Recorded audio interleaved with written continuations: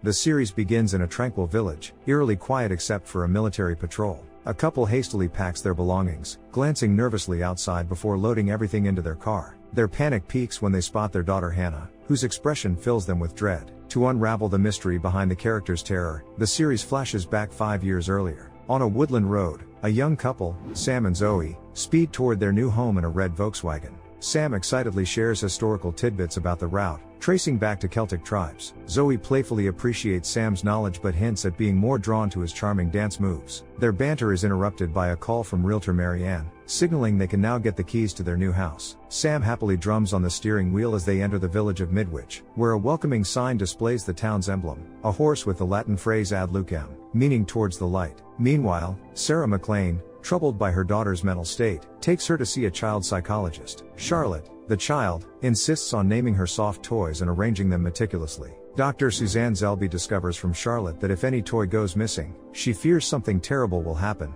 disrupting her sleep. To address Charlotte's attachment to her toys, the psychologist proposes an experiment. Charlotte entrusts her lion toy, Drayan, to the doctor's care while she visits her grandmother, who promises to look after it diligently. Suzanne returns home and shares the outcome of the session with her adult daughter, Cassie, who remains absorbed in a nature program. Concerned by Cassie's withdrawn demeanor, Suzanne gently brings up her impending trip to London, hoping to gauge her daughter's feelings. Cassie, however, deflects the conversation, expressing annoyance at being probed about her well-being, reminiscent of a therapy session. At the real estate agency Wilson and Casey, Marianne hands over the keys to the new tenants, engaging in light-hearted banter before urging them to observe the Midwich tradition of entering their new home backward for the first time. Zoe notices a newspaper clipping touting Midwich as the 6th best place in Britain to raise children. As the couple makes their way to their new home, they soak in the idyllic atmosphere of the town. A man tends to his lawn, signs boasting Mr. McLean as the town's promising future adorn the well-kept houses, and residents leisurely stroll the streets. Stuart bids farewell to his wife Sarah and daughter Charlotte, sending them off for a weekend visit to their grandmothers. Immersed in the ambience of Midwich, the couple arrives at their house, where Zoe dutifully follows the local custom and enters backward, unlike Sam. Meanwhile, Casey's television experiences a glitch but soon restores the previous picture. Oh, Mr. Clyde, what have you done? At the end of workday, the headmaster of the boarding school requests that teacher Jane Coulter stay over the weekend due to another teacher falling ill and the replacement's delayed arrival from London until Monday. Jane agrees, on the condition that she can go home to retrieve her dog, Tilly. A sense of unrest permeates the air as flocks of birds anxiously flutter over the Midwich, while the horses in the stable neigh nervously. Elsewhere, a visitor makes their way to town in a taxi, narrowly avoiding a collision with a model family due to a malfunctioning traffic light. Despite encountering delays, Jodie Blake manages to reach her pregnant sister, Deborah Haynes. Though thrilled by Jodie's arrival, Deborah is dismayed by her sister's arrival with 2 bottles of alcohol and her subdued demeanor. Observing the newcomers to the British countryside, Sam and Zoe's neighbors speculate about their origins. Rachel Saunders suggests they're from South London, though her husband disagrees. During a phone call with her mother, Zoe Moran discusses their new house in town. It's evident from their conversation that her mother isn't pleased with Zoe's move with her partner, but Zoe defends her choices. To deflect the tension,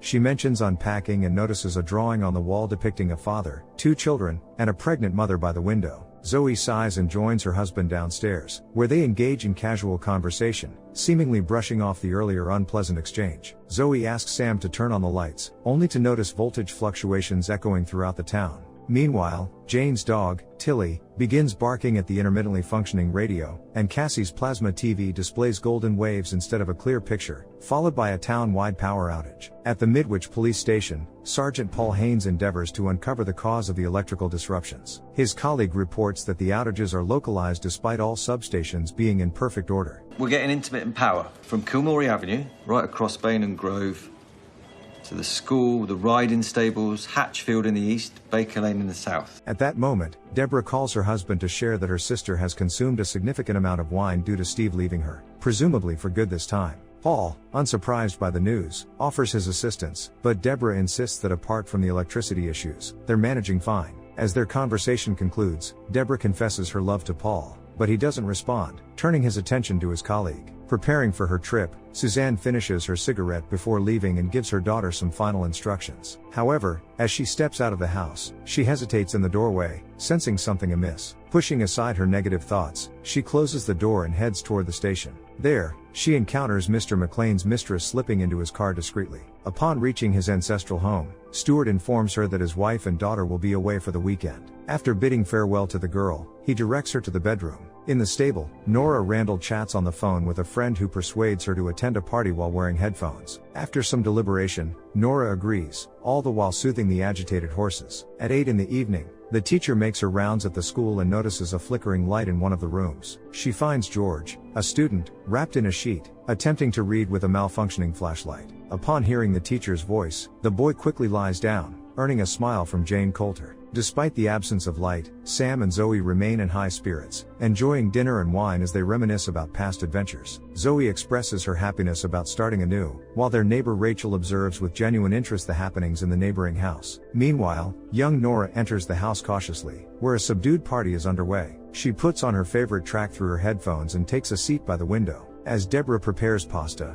her sister revels in her serene life and her loving husband who brings her joy. Deborah assures Jody that love and celebration will come her way too. Excitedly, Jody hugs her sister's pregnant belly upon learning she'll have a nephew. As Suzanne is away, her daughter Cassie feels lost in the powerless house. Spotting her mother's plush lion, she's overcome with discomfort and loneliness. Unable to bear the solitude, Cassie leaves the house and contacts someone named Ryan to seek solace. Meanwhile, electricians inspect the electrical poles. Rachel continues her observations of the neighbors, whose connections are intertwined by acts of love. While Nora dances with friends outdoors, the horses break free from their enclosures and gallop through the town streets. Suddenly, the electromagnetic field above Midwich intensifies, causing lights to illuminate in every house. Impossible to switch off. Deborah attempts to leave a voicemail for her husband, while teacher Jane notices George standing motionless in the corridor, unresponsive to her calls and staring blankly. In an instant, all the power converges in a singular location, like the manifestation of something divine and inexplicable.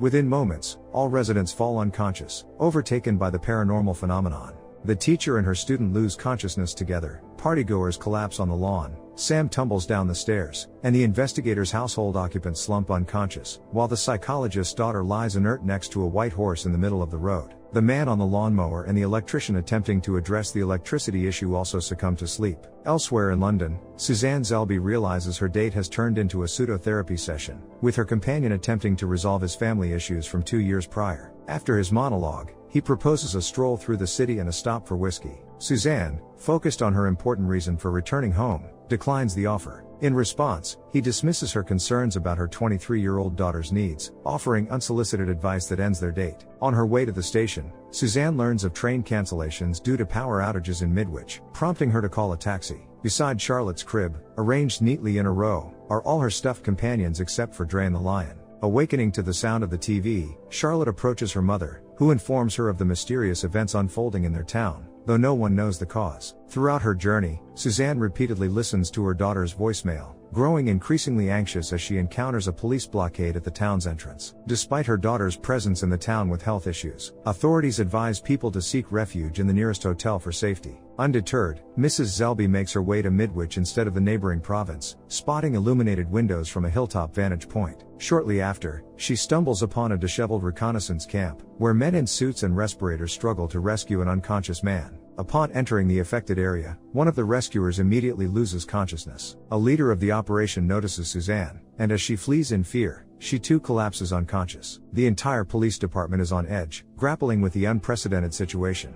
They summon specialist Byron Cummings from London, whom Inspector Paul Haynes briefs on the crisis. Military and special units from neighboring provinces are dispatched, establishing a cordon around the affected area with checkpoints. Since 2147, all two-way mobile communication has ceased, and even deployed drones failed to transmit images, suggesting an obstruction to infrared beams. Agent Cummings's lack of surprise alarms Inspector Haynes, their discussion interrupted by news of another unconscious woman appearing at the border of the danger zone. The doctors manage to transport Zelby to a safe area where she regains consciousness, showing normal pulse and vitals. Recognizing one of the doctors, the inspector introduces her to an agent from the Ministry of Internal Affairs. Curious about Zelby's experience during her escape, Cummings inquires, and she describes sensations of lightness, dizziness, and an engulfing silence, with nothing more to report. Paul instructs for the neighbor to undergo examination and to be removed from the scene. Meanwhile, a couple of detectives stand nearby, listening to the last text message from the inspector's wife. She requests her husband to come home because the lights won't turn off, which scares her, followed by a sudden loss of connection.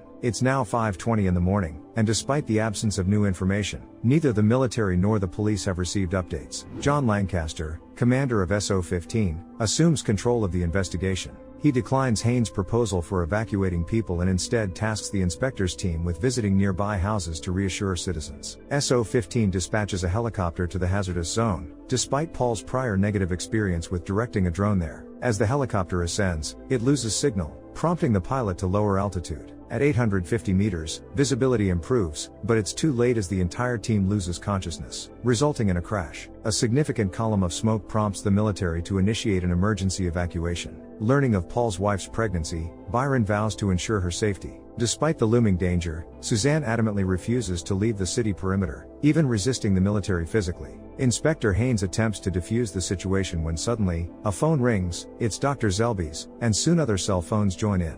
Gradually, Cassie and a nearby horse regain consciousness. She inquires about her mother's whereabouts and urgently requests her to come. Zoe assesses Sam's head injury as Jane frets over George's condition. Stuart McLean receives a distressing call from his wife, revealing that residents of Midwich experienced a 12-hour blackout, a period during which everyone believed them to be deceased. Concerned, Stuart urges his lover to leave his home immediately. Meanwhile, Paul Haynes directs his squads to support medics and firefighters at the zone border, adhering to emergency protocols. Remaining at the coordination center, Paul tasks Byron Cummings with checking on his wife. As Byron navigates through the city streets, he encounters a few drowsy individuals acting as if nothing has happened. Upon reaching the designated address, he finds no response at the door. Entering discreetly through a rear entrance, Byron discovers an unconscious girl. Upon awakening her, he realizes she is not his colleague's wife. Escorting Jody Blake outside, Byron rushes to the kitchen, where he finds a gas stove left on. Despite his efforts to revive Deborah, Byron is compelled to call paramedics. Observing from the window, Jody witnesses Paul bidding farewell to her deceased sister by the ambulance. In another residence, Charlotte joyfully embraces her father, who narrowly escaped a compromising situation.